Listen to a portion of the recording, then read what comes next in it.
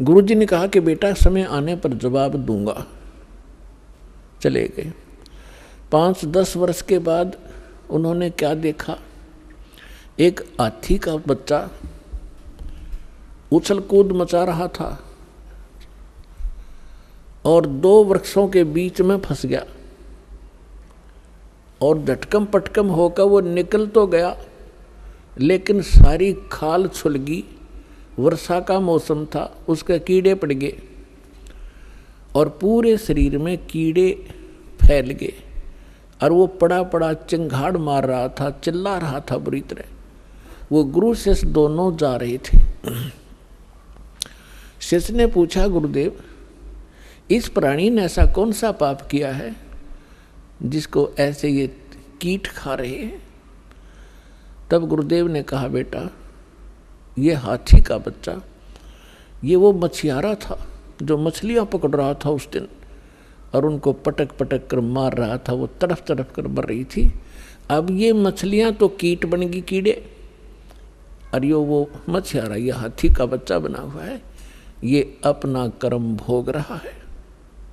तो पुण्यात्मा, परमेश्वर स्वयं आकर बताते हैं कि तुमने उस दरगाह का मैल नहीं देखा, उस दरगाह का तुमने वो स्थान नहीं देखा, धर्मराज के तिल तिल का लेखा। तो पुण्यात्माओं, ये सारा कुछ आपको समझा करके अवदास आपको यथार्थ आध्यात्मिक ज्ञान सुनाना चाहता है। अब प्रसंग चला था कि जो ऑथेंटिक सदग्रंथ हम मानते हैं, उन सदग्रंथों में कौन से शास्त्र हैं जिनको आधार मानकर साधना भक्ति की जानी चाहिए। उनमें से सबसे पहला जो ग्रंथ है, सदग्रंथ है, वो है जो श्रीमद् भगवद गीता अध्याय नंबर 4 के श्लोक नंबर 32 में जिसके विषय में कहा है। गीता ज्ञानदाता कहता है कि अर्जुन, धार्मिक अनुष्ठानों यज्ञों की जानकारी सच्चिदानंद घन ब्रह्म ने अपने मुख कमल से बोली हुई उस वाणी में कही गई है। परमेश्वर स्वयं आता है अपने निज स्थान सतलोक से हमें ज्ञान देने के लिए, और वो एक लीला करता है कवियों की तरह, पद्य भाग में लोकोक्तियों के माध्यम से, दोहों के माध्यम से, शब्दावलियों के माध्यम से वो अपनी जानकारी यथार्थ अध्यात्म मार्ग देता है। उसको तत्व ज्ञान कहते हैं, उसको सच्चिदानंद घन ब्रह्म की वाणी कहते हैं, उसको कबीर वाणी कहते हैं। तो सबसे पहला ग्रंथ है कबीर वाणी। वो तो all in respect, all in one, वो तो सब कुछ है उसके अंदर, तो कोई भी शेष नहीं है। लेकिन उस अनमोल ग्रंथ को समझने के लिए कि उसमें जो लिखा है वो सत्य है और उन सदग्रंथों से मेल खाता है जिनको हम आज तक शिरोधार्य मानते रहे। तो कबीर परमेश्वर की कबीर वाणी तो यहाँ बहुत फैली हुई है, और कबीर पंथी जो कबीर साहिब के अनुयायी हैं वो कम नहीं है, लगभग 15-20 करोड़ हैं भारतवर्ष में। लेकिन वो परमात्मा के उस ज्ञान को समझ नहीं पा रहे।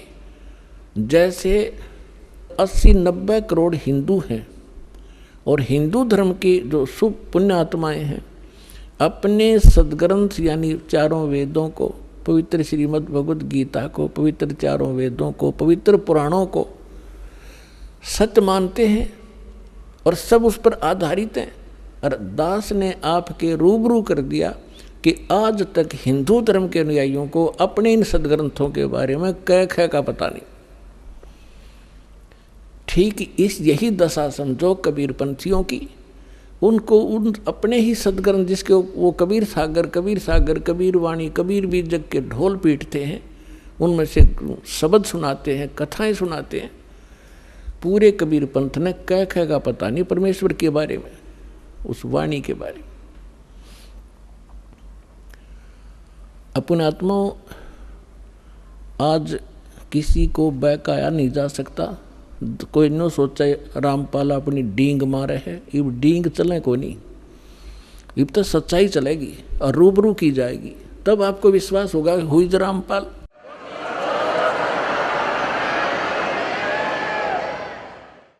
तब आपको विश्वास होगा कि हुई रामपाल।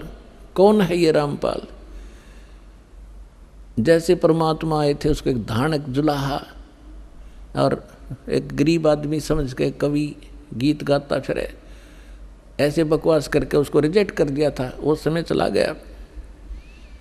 हमारे विरोधियों ने ये सारी चाल चाल ली अपनी कि रामपाल तो क्या जाने संस्कृत के बारे में, हिंदी भी ना पढ़नी आती, सब कुछ पढ़ कर दर दिया, चारों वेद पढ़ कर सुना दिए, गीता सुन दिखा दी तुम्हारे सामने यथार्थ अनुवाद करके, और सभी पुराणों का निष्कर्ष निकाल दिया, कुरान शरीफ को आपके रूबरू कर दिया, उसमें वास्तविकता क्या है और वो कहते क्या है उसके अनुयायी, और पवित्र बाइबल को आपके सामने रूबरू कर दिया। बाइबल क्या कहता है? परमात्मा मनुष्य दृश्य है, और पूरा ईसाई धर्म कहता है गॉड इज फॉर्मलेस। तो खाक पड़ा उन्होंने सदग्रंथों को, क्या समझा उन महापुरुषों की वाणी को, इस ज्ञान को। इस दास पर रजा हुई, और दास इसलिए कहता है क्योंकि परमात्मा स्वयं आए थे, उन्होंने भी बीच बीच में अपनी आइडेंटिटी बतानी पड़ी। हम ही अलख अला हैं, कुतुब गोस और पीर, गरीब दास खालक धनी, हमरा नाम कबीर। अब परमात्मा को कोई जानता ही नहीं था, तो इसलिए उन्होंने अपनी महिमा आप बतानी पड़ी। ए रामानंद राम हम 52 नरसंगे, गरीबदास कली कली, हम ही सर्वंगे, सर्वव्यापक हम ही हैं। और ए स्वामी सृष्टा में, सृष्टि हमारे तीरे, दास गरीब अधर बसू में, अवगत सत कबीरे।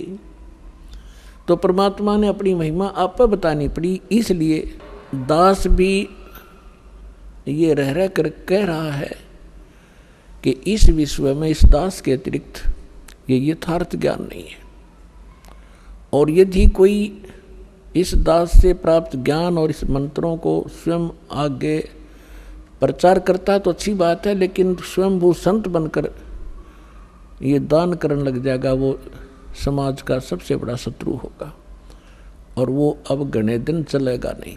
तो दास आपको ये बताना चाहता है कि हमारे जो यथार्थ सद्ग्रंथ हैं, तो परमात्मा का जो कबीर वाणी है, कबीर बीजक है, कबीर सागर है, और कबीर शब्दावली हैं, कबीर दोहे हैं परमात्मा के, ये तो एक नंबर का सद्ग्रंथ है। इसमें सभी 18 पुराण, 11 उपनिषद, 6 शास्त्र और श्रीमद् भगवद गीता, और साथ में 4 वेद, इस सभी का समावेश है। लेकिन वो लैंग्वेज ऐसी है जो आम व्यक्ति समझ नहीं सका, क्योंकि अभी तक अध्यात्म मार्ग को जानने की चेष्टा उन्हीं लोगों ने की जो संस्कृत जानते थे, और वो व्याकरण को ही महत्व देते रहे। पुण्यात्माओं, परमात्मा ने सारा समाधान कर रखा है। कहते हैं जैसे कुंभ कुमार का, ऊपर चित्र अनूप, वस्तुता मद है नहीं, जैसे जल बिन कूप। ओए होए, कि परमात्मा क्या बताना चाहते हैं कि जैसे एक सुंदर घड़ा हो और उसके ऊपर बहुत अच्छी चित्रकारी कर रखी हो, और उसमें जल हो नहीं, उसमें भर रखी हो खड़, और एक सिंपल सा घड़ा हो और उसके अंदर शीतल जल, स्वादिष्ट जल भरा हो, तो परमात्मा ये बताना चाहते हैं हमें कि तुम किसको पसंद करोगे? जिसमें जीवन दाता जल है, चाहे उस घड़े के ऊपर चित्रकारी बेसिक ना हो, सिंपल हो, पर शीतल जल हो और खूब सुंदर बढ़िया पानी भरा हो, तो के चाटे उस चित्रकारी के आले घड़े में जिसमें खड़ भर रखी हो। तो ये संस्कृत और शुद्ध हिंदी बोलने वाले इस जनता को अपने पीछे इसी आधार से लगाए हुए थे कि कबीर क्या जाने ज्ञान को, इसने बोलना भी नहीं आता, इसकी भाषा उठपटांग है। तो आज तक हम वो खड़ खाते रहे उस शुद्ध चित्रकारी गढ़े वाली उन शुद्ध बोलनिया की। अब हमने पता चला कि इसमें अमृत भरा पड़ा है, जो हमारा जीवन दाता जल भरा पड़ा है इसे सिंपल से गढ़े में। और आज हम सब तृप्त हो रहे हैं, और जो खड़ खा रहे वो आज तक रो रहे हैं। तो पुण्यात्माओं, अब प्रथम नंबर तो ये परमात्मा का ये तो अनमोल ज्ञान है, इसमें तो ऑल इन वन का करें वो है। अब हम चारों वेदों पर आधारित हैं, हिंदू धर्म के, विशेषकर हिंदू धर्म के अनुयायी, और श्रीमद् भगवत गीता पर आधारित हैं कि ये ऑथेंटिक शास्त्र हैं, और 18 पुराणों पर। अब दास ये बताएगा कि सदग्रंथ कौन कौन से और किस सत्र के हैं, उपनिषद क्या है, पुराण क्या है, वेद क्या और गीता क्या है। अब जैसे सृष्टि रचना के अंदर आपको बहुत बार सुनाया है, अब भी थोड़ा सा हिंट देंगे। जिस समय हम अपनी गलती के कारण इस काल के साथ आगे, और जब हम वहाँ से चले, परमात्मा ने एक संकेत किया था कि बच्चों तुम जा रहे हो, लेकिन मैं तुम्हें एक सार नाम बताता हूँ, मूल मंत्र बताता हूँ। इस मूल मंत्र को तुम याद रखना, फिर मैं तुम्हें शीघ्र वहाँ से छुड़वा लाऊंगा। यदि तुम दुखी हो तो इस मूल मंत्र को, मूल नाम को, मूल ज्ञान को और इस सार नाम को याद रखना। अब हमने कहा जी ठीक है। तब तो हमारा चा चढ़ रहा था ये आने का, बहुत ज़बरदस्त उमंग उठ रही थी। अब यहाँ पे इसने ऐसे पत्थर डाल दिया हमारी बुद्धि पर, हमें ये नहीं पता, 2-3 वर्ष के बाद ही भूल लेते हैं पिछला हमने क्या किया था। तो उसको याद दिलाने के लिए स्वयं परमेश्वर आए। उस परमेश्वर ने दया बख्शी हमारे ऊपर।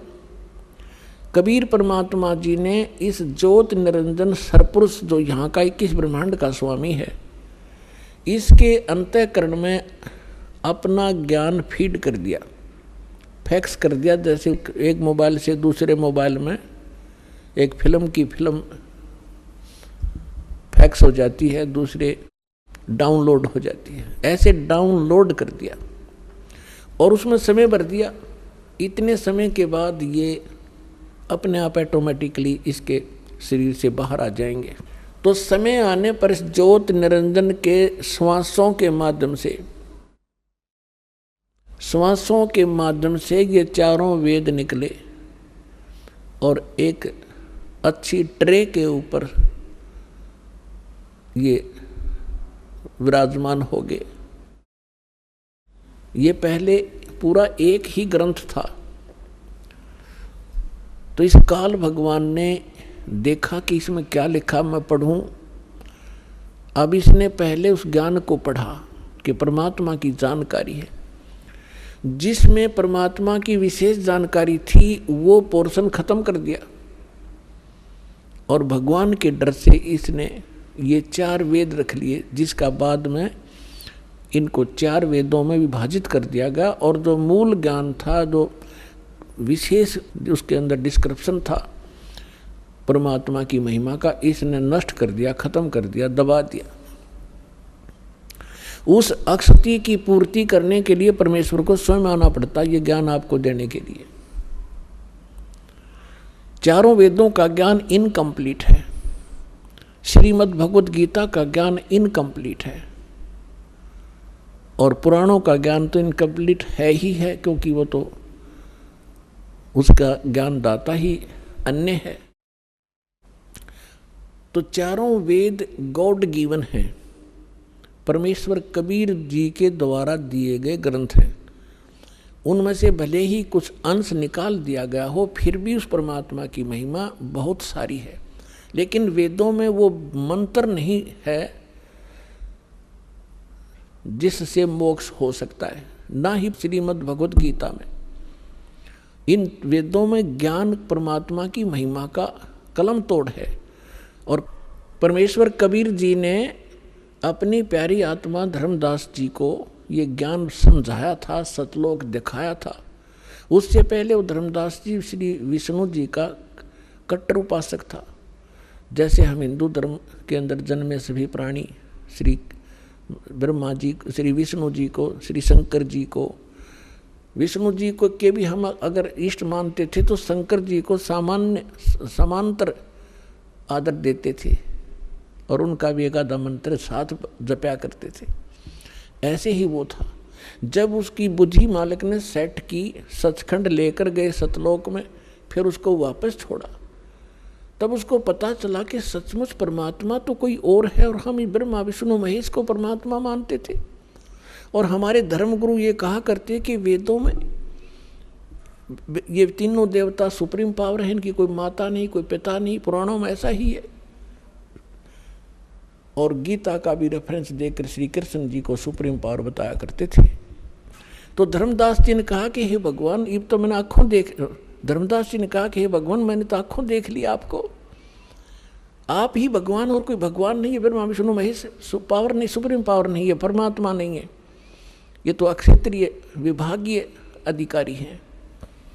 हे परमात्मा, फिर तो ये वेद और कतेब पुराण और ये सब झूठे हैं। परमात्मा ने कहा वेद कतेब झूठे नहीं भाई, झूठे हैं जो इनको समझे नहीं।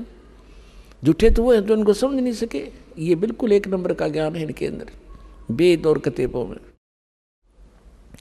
और फिर परमेश्वर ने कहा कि वेद मेरा भेद है, मैं ना मिलूं वेदन के माही और जौन वेद से मैं मिलूं, ये वेद जानते नहीं। परमात्मा ने कहा था ये चारों वेद मेरी महिमा का गुणगान करते। कबीर देव, कबीर देव, कबीर साहब, इसमें सैकड़ों स्थान पर, हजारों स्थानों पर लिखा है। और ब्रह्मा विष्णु महेश भगवान नहीं है, ये शिव पुराण के अंदर लिखा हुआ है। तो ये जिन्होंने इन वेदों और कतेबों को, पुराणों को समझा नहीं, वो लोग नकली थे, झूठे थे, उन्हें ज्ञान नहीं था। वेद कतेब झूठे ना भाई, झूठे हैं जो समझे नहीं। अब जो दास आपको आज निर्णय करने जा रहा है कि कौन से ग्रंथ हैं जिनको हम शास्त्र माने कि उनके अनुसार साधना करने से मोक्ष होगा, वो शास्त्र अनुकूल साधना है।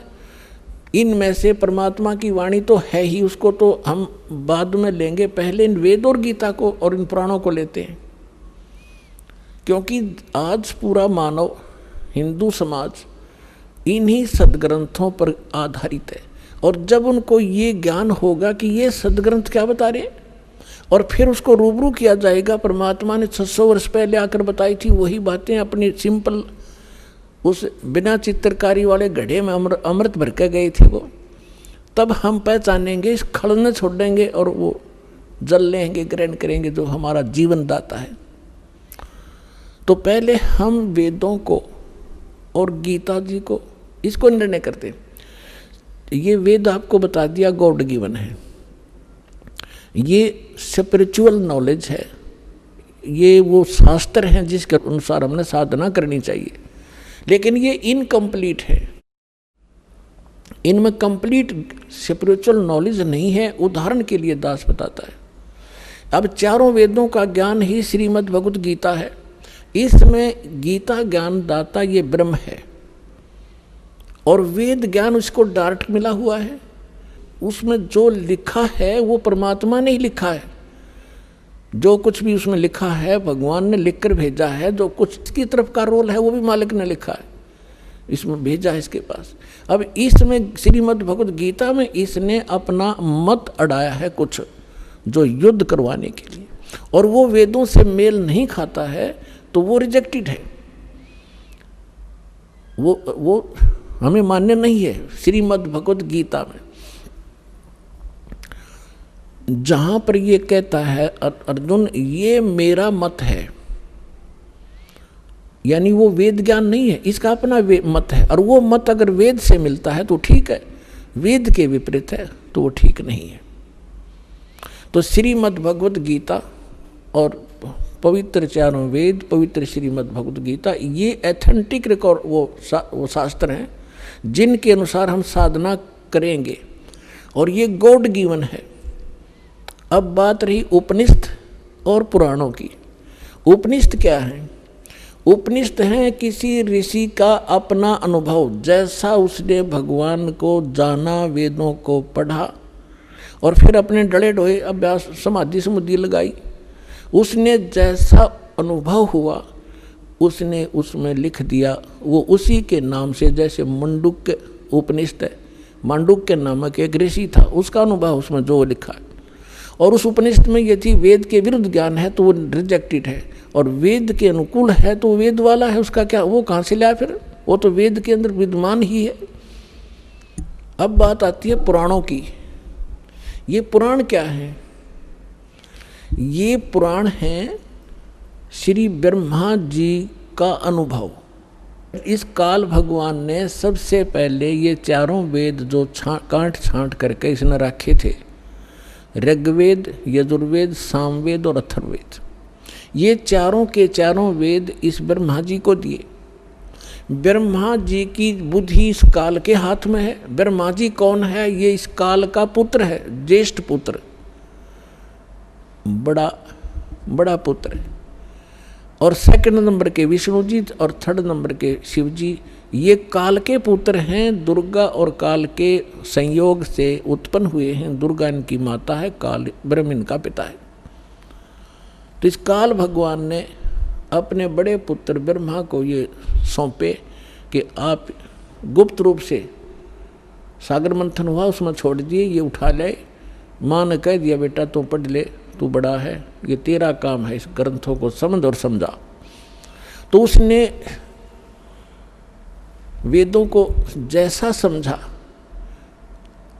उसने आगे पुराणों में वो अनुभव बोल दिया। ये पुराण एक ज्ञान है, इसको 18 विभागों में बांट दिया गया। कैसे बांट दिया? जैसे दक्ष आदि ऋषियों को ब्रह्मा ने ज्ञान दिया, उन्होंने आगे अन्य ऋषि अपने वंशजों को सुनाया, कुछ ब्रह्मा जी से प्राप्त, कुछ अपना अनुभव। आगे चलते चलते उसी ज्ञान को जो ब्रह्मा जी ने ज्ञान दिया था वो तो है ही सभी में, लेकिन प्रत्येक राइटर ने, प्रत्येक वक्ता ने अपना अपना अनुभव उसमें मिलाना शुरू कर दिया। तो ये जो ब्रह्मा जी का दिया हुआ अनुभव है, वेदों को जैसा उन्हें समझा है, तो वेदों से इन ऋषि महर्षियों ने एक ओम नाम प्राप्त कर लिया और उस ओम नाम को पूर्ण परमात्मा का मान लिया। जबकि यजुर्वेद अध्याय नंबर 40 के मंत्र नंबर 10 में स्पष्ट किया है कि कोई तो परमात्मा को संभवात कहता है। संभवात माने जन्म लेकर श्री राम और कृष्ण के रूप में अवतरित होता, जन्म लेता है, साकार। और कोई उसको असंभवात कहता है, यानी वो जन्म ही नहीं लेता, निराकार है। उसमें लिखा है कि वो परमात्मा कैसा है, जन्म लेता है या नहीं लेता है, वो तत्वदर्शी संत बताते हैं, उनसे सुनो। तो इससे सिद्ध हो गया कि वेद ज्ञान भी इनकम्प्लीट है, कंप्लीट नहीं है। अब इन ऋषियों की बुद्धि पर यहाँ पत्थर पड़ गया कि उसमें यह स्पष्ट किया है कि वो वास्तविक ज्ञान तो इनसे हटकर है। श्रीमद् भागवत गीता के अंदर अध्याय नंबर 4 के श्लोक नंबर 32 और 34 में स्पष्ट किया है गीता ज्ञानदाता ने, ब्रह्म ने, कि परमेश्वर अपने मुख कमल से जो ज्ञान देता है उसमें विस्तार के साथ उसकी वाणी में, उनके मुख से निकले हुए वचनों में वो यथार्थ भक्ति मार्ग और धार्मिक युगों की जानकारी, अनुष्ठानों की जानकारी विस्तार से की गई है। वो तत्व ज्ञान है और उस ज्ञान को जानकर तो सर्वथा सभी पापों से मुक्त हो जाएगा। चौथे अध्याय के 34वें श्लोक में कहा कि उस ज्ञान को तत्वदर्शी संतों के पास जाकर समझ, उनको दंडवत प्रणाम करने से, कपट छोड़कर उनकी सेवा करने से, प्रसन्न करने से वो तत्वदर्शी संत तुझे उस तत्व ज्ञान का उपदेश करेंगे। इति सिद्धम कि गीता ज्ञान कंप्लीट नहीं है, इनकम्प्लीट है। और श्रीमद् भगवद गीता के अंदर कौन से मंत्र हैं? आज सुबह के सत्संग में आपको ये निर्णय दिया गया था कि कौन है भगवान, कैसा है परमात्मा, किसने देखा है भगवान, वो रहता कहाँ है भगवान। और फिर अब शाम के सत्संग में आपको ये सिद्ध करना है कि वो परमात्मा, वो उस परमात्मा के पाने, वो शास्त्रानुकूल साधना कौन सी है, और वो कौन सी साधना है जिससे भगवान प्राप्ति होती है और किसने की है। आज के सत्संग का ये विषय होगा। और इन 2 सत्संगों में, सुबह और शाम वाले सत्संग को सुनने के बाद आपको कुछ भी जानना शेष नहीं रहेगा, क्योंकि आज बुद्धिमान समाज है, कोई बालक नहीं है। और दास ने भी 10, 11, 15, 12, 13, 14 वर्ष हो गए ये यही ज्ञान रहकर रटातों को, और सीडी भर के दे रखी, चिप बना रखी बालका ने, और डूंडा ठा रखा है। तो जो हमारे लिए पहाड़ थे ये सदग्रंथ गीता और वेद, आपके लिए पहली का कायदा बना दिया इस दास ने, परमात्मा कबीर जी की रजा से। क्योंकि टीचर का काम यही होता है, सिलेबस को इस सत्र से डिफाइन करे कि स्टूडेंट समझ सके, विद्यार्थी समझ सके, यही काम होता है टीचर का। लेकिन अभी तक हमें ये आध्यात्मिक गुरु नहीं मिले थे, ये नकली थे सारे, शास्त्र विरुद्ध ज्ञान दिया करते थे। तो अब दास जो बता रहा है कि पवित्र चारों वेद, पवित्र श्रीमद् भगवत गीता और पवित्र परमेश्वर की अमरवाणी, और उन महापुरुषों को जिनको भगवान मिले उनके अमृतवाणी, वो एफिडेविट हैं उस परमात्मा की जानकारी के, वो है शास्त्र। और उनमें और उसके अनुकूल जो साधना करेंगे वो शास्त्र अनुकूल साधना है। और जो पुराण हैं वो गॉड गिवन नहीं है, वो ब्रह्मा जी के गिवन है। और ब्रह्मा तो एक देवता है, इसको खुद नहीं पता। जब कहता है मैं ब्रह्मा, नारद जी पूछते हैं अपने पिता ब्रह्मा जी से कि आप सृष्टि रचना सुनाइए। ये कहता बेटा नारद, मैं कमल के फूल पर, अपने आप को कमल के फूल पर बैठा पाया। जब मैं सचेत हुआ, होश में आया, मुझे नहीं मालूम मेरा जनक कौन है, मैं कैसे इस अगाध जल के अंदर कमल के फूल पर बैठा हूँ। जिस आदमी ने अपनी उत्पत्ति का नहीं पता, वो और खाक ज्ञान देगा औरों को, वो क्या बताएगा भविष्य की और भूत की। अब इन ऋषियों ने ब्रह्मा जी से ज्ञान ग्रहण किया, और वेद के अंदर यजुर्वेद अध्याय नंबर 40 के श्लोक नंबर मंत्र, अध्याय नंबर 40 के मंत्र नंबर 15 में इसमें लिखा है कि ओम कर्तु समर किलबे समर कर्तु समर वायु अनिलम अथिदम वसमांतम शरीरम। जब ये शरीर समाप्त हो तब तक, इस शरीर का अंत होवे तब तक, और उस परमात्मा की भक्ति करती रहनी चाहिए। कैसे करे? ओम कर्तु समर किलबे समर और कर्तुम समर, ओम नाम का जाप काम करते करते सिमरण करो, और विशेष तप के साथ, कसक के साथ सिमरण करो, और मनुष्य जीवन का मूल कर्तव्य जान के ओम नाम का जाप करो। अब इन्होंने, ऋषियों ने इस मंत्र से ये ले लिया कि ये ओम नाम है उस परम पिता का। वेद कहते हैं वो भगवान, जैसे श्रीमद् भगवत गीता वेदों वाला ज्ञान है, और गीता ज्ञान दाता वही है जो ब्रह्म है, जिसने वेद ज्ञान दाता है। तो इसमें स्पष्ट किया है 18वें अध्याय के 62वें श्लोक में कि अर्जुन तू सर्वभाव से उस परमेश्वर की शरण में जा, उसकी कृपा से तो परम शांति को और सनातन परम धाम को प्राप्त होगा। तो इन हमारे ऋषि में ऋषियों की बुद्धि पर पत्थर पड़ रहा था, आचार्यों शंकराचार्यों के, कि ये भगवान अपने से अन्य किसके बारे में कह रहा है। तो इनको ज्ञान तो था नहीं, गोलमोल कर देते हैं, भगवान अपने बारे में कह रहे हैं और किसके बारे में कह रहे हैं। सुबह के सत्संग में आपको डिफाइन किया था कि 3 पुरुष हैं, और श्रीमद् भगवत गीता अध्याय नंबर 15 के श्लोक नंबर 1 से लेकर 4 में और 16 और 17 में स्पष्ट किया है कि ऊपर को जड़ और नीचे को तीनों गुण रूपी शाखा वाला ही लटका हुआ संसार रूपी पीपल का वृक्ष समझो, और तीनों गुण रूपी इसकी शाखा है।